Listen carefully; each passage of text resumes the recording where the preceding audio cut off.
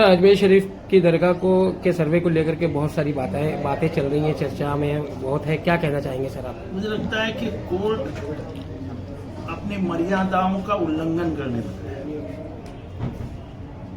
Act of 1991 और बहुत सारे जजमेंट्स उसके पहले के ये कहते हैं कि आज़ादी के बाद जो स्थिति मंदिर और मस्जिद की है वो ऐसे ही रहने, उसको छेड़ो मत। ये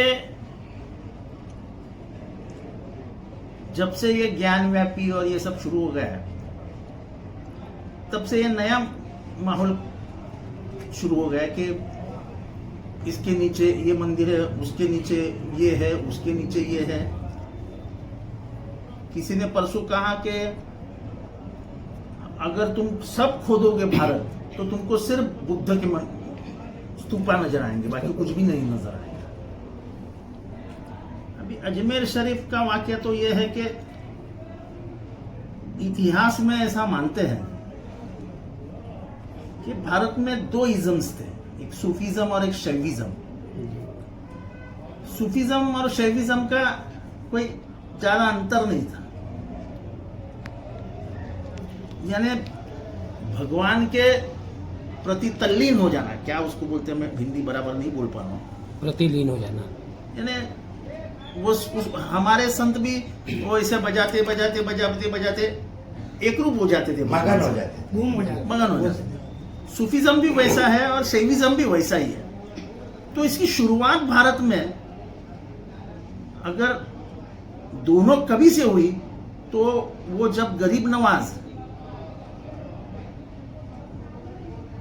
चिश्ती साहब जब यहाँ आए, अजमेर में बसे, तभी से हुई है।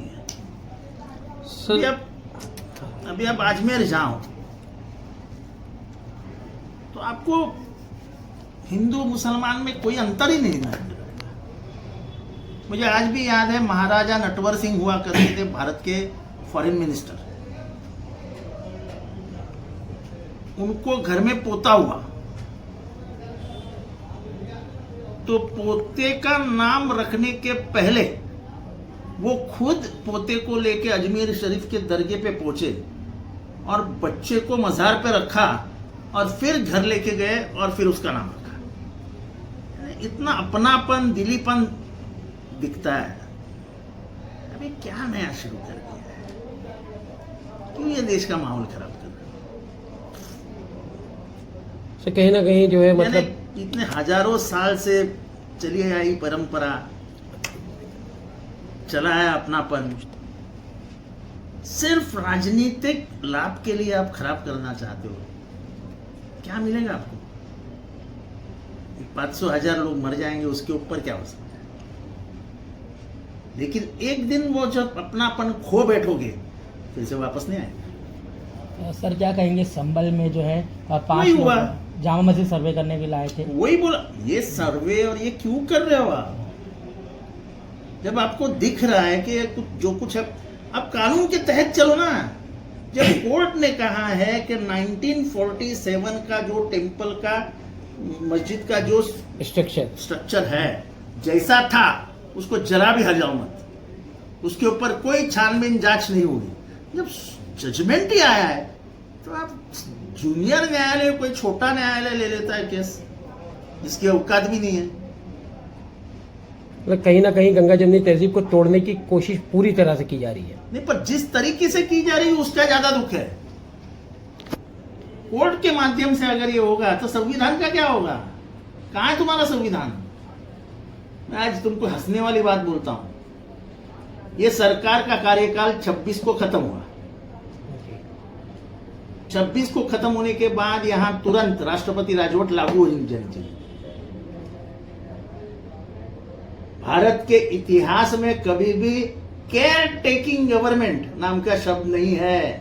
संविधान वैसी तरतूद नहीं करता है। जिस दिन तुम्हारा कार्यकाल खत्म हुआ उस दिन राष्ट्रपति राजवट लागू हुई। क्या मजाक बना रखा है यार? केयर टेकिंग चीफ मिनिस्टर, ये शब्द ही नहीं है संविधान में। इमीडिएट चीफ मिनिस्टर्स के पावर्स ट्रांसफर हो जाते हैं गवर्नर को, और गवर्नर अपने पावर्स के माध्यम से राज्य चलाता है। हमारे यहां आवाज निकालने वाले भी कोई नहीं रहे। ये बेसिक है, बेसिक। यानी अनपढ़ को भी समझेगा कि ये गलत हुआ है। इतनी बड़ी गलती केंद्र सरकार, राष्ट्रपति, गवर्नर कैसे कर सकते हैं? राष्ट्रपति शासन लागू हो जाना चाहिए। सर, आनंद परांजपे द्वारा जो है आरोप भी लगाया गया कि आपने जो है सेटिंग लगा करके मुमरा में जीत हासिल की। हाँ, लगाई मैंने। क्या बोलना दुगनी कर या बोलना हिम्मत है ना तुम्हारे में तो जा बैलेट बॉक्स का वोटिंग लेके आओ, जा चैलेंज देता हूँ बैलेट। अभी 97 का लीड है। नेक्स्ट टाइम जब चुनाव लड़ोगे ना, अगर बैलेट पेपर पे आओगे तो 1,27,000 से हारोगे।